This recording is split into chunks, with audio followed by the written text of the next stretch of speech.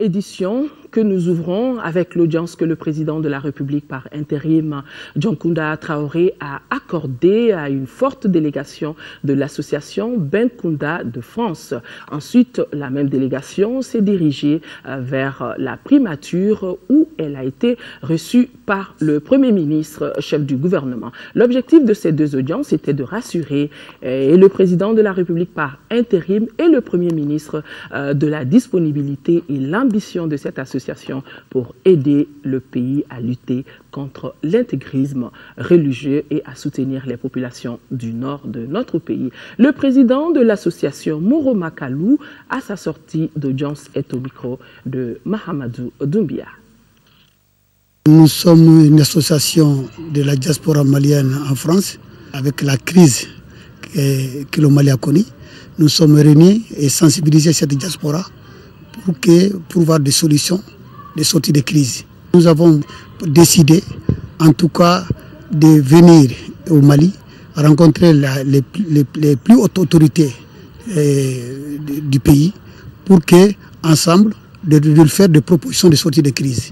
Ce qui nous intéresse aujourd'hui, c'est une union sacrée de tous les Maliens, de l'intérieur comme de l'extérieur, pour faire face à cette crise. Nous voulons lancer un appel solennel, pressant, à la diaspora malienne pour créer une ligne budgétaire pour soutenir l'armée malienne dans sa mission de reconquête des régions occupées. Et en même temps, nous avons aussi proposé d'expliquer nos difficultés. À Caille, déjà, nous avons créé un quartier pour préparer le retour des migrants à Caille.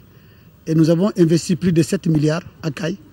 Donc, et nous voulons refaire la même expérience, transférer la même expérience dans la capitale, qui est Bamako. Nous avons déjà déposé un fonds important au niveau de la BDM SA à Bamako, à la hauteur de plus de 200 millions de francs CFA, pour avoir une habitation.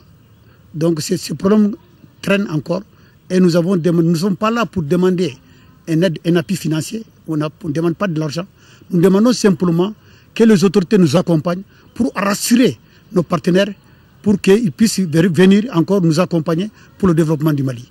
Parce que si aujourd'hui, vu la crise qui traverse notre pays, si nos partenaires n'ont pas l'assurance pour qu'il y ait de l'entente aujourd'hui entre nous, la diaspora, et aussi nos autorités actuelles, donc pose un problème pour les convaincre de venir nous accompagner, en tout cas dans notre mission de développement.